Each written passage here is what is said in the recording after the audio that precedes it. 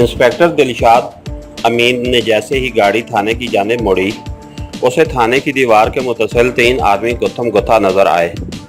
उनके माबैन झगड़ा शायद उसी वक्त ही शुरू हुआ था, क्योंकि उनके इर्द गिर्द आवाम का जमगट्ठा नजर नहीं आ रहा था। करीब पहुंचने पर उसे मालूम हुआ कि लड़ाई की बजाय एक आदमी की ठुकाई हो रही है। मार खाने वाला फटे पुराने कपड़े पहने हुए था और हुलिये से मजदूर नजर आ रहा था, जबकि उसे पीटने वाले अच्छे खासे खाते पीते लग रहे थे। ओए क्या बात है, छोड़ो इसे, वो रौबदाब से बोला। ठुकाई करने वालों ने पीछे मुड़कर देखा तो हाथों को रोक लिया, और उसमें दिलशाद की पुररोब आवाज से ज्यादा वर्दी का अमल दखल था। इसे क्यों मार रहे हो? थानेदार साहब, आप इस बात को छोड़ें, ये हमारा ज़ाती मामला है। इनमें निस्बतन ज्यादा उम्र वाला बेपरवाही से बोला। क्या? दिलशाद अमीन के पठानी खून ने जोश मारा और वो चील की तरह उस आदमी पे झपटा। उल्लू के पट्टे, कानून को कहता है कि यह हमारा ज़ाती मामला है। उसने उसे ठोकरों पर रख लिया। काफ़ी राहगीर ये तमाशा देखने के लिए इकट्ठे हो गए थे। उसके दूसरे साथी ने भी एहतजाजन आवाज़ बुलंद की। थानेदार साहब, आप अच्छा नहीं कर रहे, कम अज़ कम हमारा कसूर तो बता दें। बता दूंगा पुत्र, बता दूंगा, तफसीली गुफ्तगू हवालात में होगी। ऐसे ही हमारा जुर्म तो बतलाओ आखिर। थानेदार शायद उसकी बात को दरखोर एतनाना समझता, मगर अचानक राहगीरों के हजूम से एक आदमी बाहर निकला।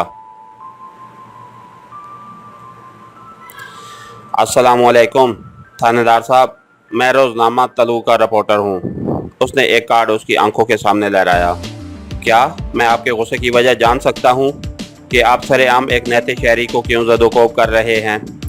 इंस्पेक्टर दिलशाद अमीन को अचानक अपनी नाजुक पोजीशन का एहसास हुआ। वो जल्दी से बोला, ये दोनों इस मजदूर की पिटाई कर रहे थे। मैंने मना किया तो कहने लगे मैं दखल अंदाजी ना करूं, ये उनका ज़ाती मामला है, और अब मैं हवालात की सैर कराऊंगा। इन्हें पता चलेगा कि मैं उनके मामलात में दखल अंदाजी कर सकता हूँ या नहीं। उनमें से एक बोला, खुदा का खौफ करो थानेदार साहब, आपने कब इस मजदूर पर हाथ उठाया है? हम तो इसे जानते ही नहीं। जान जाओगे पुत्र, जान जाओगे, वो ज़हर खुंद लहजे में बोला, और फिर सहाफ़ी की तरफ मुतवज्जो हुआ। तुम अपनी तसल्ली इस मजदूर से इस्तिफसार करके कर सकते हो। हाँ भाई साहब, आप क्या कहते हैं? सहाफ़ी ने थोड़ी देर पहले पिटने वाले मजदूर से पूछा। मैं क्या कह सकता हूँ जनाब, मैं इधर से गुजरा तो थानेदार साहब इन दोनों की पिटाई कर रहा था। मैं भी तमाशा देखने रुक गया।